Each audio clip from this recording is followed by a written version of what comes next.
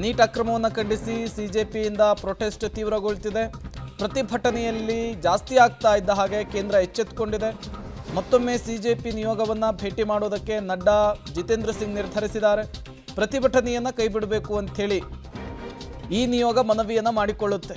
In fact ಈ ಹಿಂದೆಯೂ ಕೂಡ ಸಿಜೆಪಿಯ ಕೆಲವರನ್ನು ಕರೆಸಿ ಮಾತನಾಡುವಂತಹ ಕೆಲಸಕ್ಕೂ ಕೂಡ ಕೇಂದ್ರ ಮುಂದಾಗಿತ್ತು.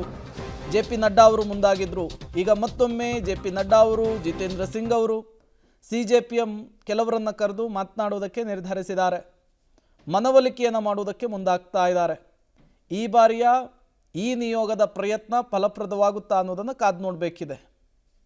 ಡೀಟೇಲ್ಸನ್ನು ಕೊಡೋದಕ್ಕೆ ಶಬೀರ್ ಸಂಪರ್ಕದಲ್ಲಿ ಜಾಯಿನ್ ಆಗಿದ್ದಾರೆ. ಶಬೀರ್, ಒಂದು ಕಡೆ ಬಿಜೆಪಿ ನಿಯೋಗ ಪ್ರತಿಭಟನಾ ನಿರತರನ್ನು ಕರೆದು ಮಾತನಾಡಿಸೋದಕ್ಕೆ ಮುಂದಾಗ್ತಾ ಇರುವಂಥದ್ದು, ಪ್ರತಿಭಟನೆ ತೀವ್ರಗೊಂಡಿರುವಂತಹ ಸಂದರ್ಭದಲ್ಲಿ ಸರ್ಕಾರದ ಈ ಪ್ರಯತ್ನ ಫಲಪ್ರದವಾಗುವಂತಹ ಸಾಧ್ಯತೆ ಎಷ್ಟರ ಮಟ್ಟಿಗೆ ಇರುತ್ತೆ ಅಂತ?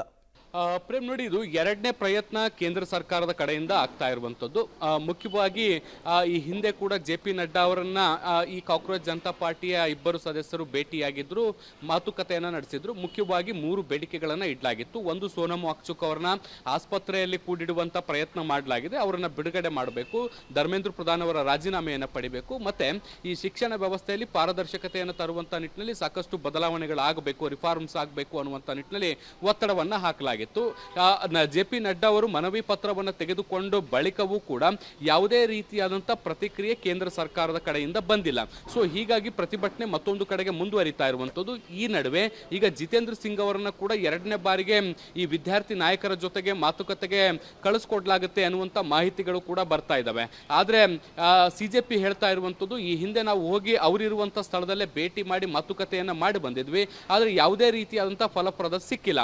ಸೊ ಹೀಗಾಗಿ ಸರ್ಕಾರ ಏನಾದರೂ ಮಾತುಕತೆ ನಡೆಸಬೇಕು ಅಂತ ಆಸಕ್ತಿಯನ್ನು ಹೊಂದಿದ್ರೆ ಅವರು ಜಂತರ್ ಮಂತರ್ಗೆ ಬಂದು ಪ್ರತಿಭಟನಾಕಾರರು ಏನು ಕೂತ್ಕೊಂಡಿದ್ದಾರೆ ಅವರ ಸಮ್ಮುಖದಲ್ಲೇ ಈ ಮಾತುಕತೆಗಳು ನಡಿಬೇಕು ಅನ್ನುವಂಥ ನಿಟ್ಟಿನಲ್ಲಿ ಒತ್ತಾಯವನ್ನ ಮಾಡ್ತಿದ್ದಾರೆ.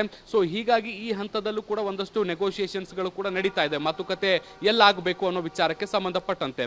ಸೊ ಒಂದು ವೇಳೆ ಮಾತುಕತೆ ಅಂತಿಮ ಆದ್ರೆ ಎರಡನೇ ಸುತ್ತಿನಲ್ಲಿ ಸರ್ಕಾರದ ಪ್ರತಿನಿಧಿಯೊಬ್ಬರು ಪ್ರತಿಭಟನಾಕಾರರು ಭೇಟಿಯಾದಂತಾಗುತ್ತೆ. ಅಟ್ಲೀಸ್ಟ್ ಎರಡನೇ ಬಾರಿ ಆದ್ರೂ ಭೇಟಿಯಾದಂಥ ಸಂದರ್ಭದಲ್ಲಿ ಏನಾದರೂ ಸರ್ಕಾರದಿಂದ ಮಹತ್ವದ ನಿರ್ಧಾರಗಳು ಘೋಷಣೆ ಆಗುತ್ತಾ ಅನ್ನುವಂಥ ಕಾದು ನೋಡಬೇಕು. ಯಾಕಂದ್ರೆ ಮೊದಲ ಹಂತದ ಭೇಟಿ ಆದಂಥ ಸಂದರ್ಭದಲ್ಲಿ ಯಾವುದೇ ರೀತಿಯಾದಂಥ ಪ್ರತಿಕ್ರಿಯೆ ಬಂದಿಲ್ಲ. ಸುಮ್ಮನೆ ನೆಪ ಮಾತ್ರಕ್ಕೆ ಏನಾದರೂ ಭೇಟಿ ಆಗ್ತಾ ಇದ್ದಾರಾ, ಅಥವಾ ಮೊದಲನೇ ಭೇಟಿಯಿಂದ ಇನ್ಸ್ಪೈರ್ ಆಗಿ ಒಂದಷ್ಟು ನಿರ್ಧಾರಗಳನ್ನ ಎರಡನೇ ಪ್ರತಿನಿಧಿ ಮೂಲಕ ಪ್ರತಿಭಟನಾಕಾರರಿಗೆ ತಲುಪಿಸುವಂತ ಪ್ರಯತ್ನಗಳೇನಾದರೂ ಆಗ್ತಿದೆಯಾ ಅನ್ನುವಂಥ ಕುತೂಹಲಗಳು ಕೂಡ ಇದಾವೆ. ಆದಾಗ್ಯೂ ಕೂಡ ಕೇಂದ್ರ ಸರ್ಕಾರದ ನಿರ್ಧಾರ ಏನು ಮತ್ತೆ ಪ್ರತಿಭಟನಾಕಾರರನ್ನ ಹೇಗೆ ಮನವೊಲಿಸುವಂತ ಕೆಲಸವನ್ನ ಮಾಡ್ತಾ ಇದೆ, ರಾಜೀನಾಮೆ ಒಂದೇ ಪರಿಹಾರನ ಅಥವಾ ರಾಜೀನಾಮೆಯನ್ನ ಹೊರತುಪಡಿಸಿ ಇನ್ಯಾವುದಾದ್ರೂ ಫಾರ್ಮುಲಾವನ್ನ ಕೇಂದ್ರ ಸರ್ಕಾರ ಕಂಡುಕೊಂಡು ಅದನ್ನ ವಿದ್ಯಾರ್ಥಿ ನಾಯಕರ ಜೊತೆಗೆ ಚರ್ಚಿಸುವಂತ ನಿಟ್ಟಿನಲ್ಲಿ ಮಾತುಕತೆಗೆ ಮುಂದಾಗಿದೆಯಾ ಅನ್ನುವಂಥ ಪ್ರಶ್ನೆಗಳು ಕೂಡ ಇದಾವೆ. ಬಹುಶಃ ಸಂಜೆ ಅಷ್ಟೊತ್ತಿಗೆ ಅದಕ್ಕೆ ಉತ್ತರಗಳು ಕೂಡ ಸಿಗಬಹುದು. ಪ್ರೇಮ್.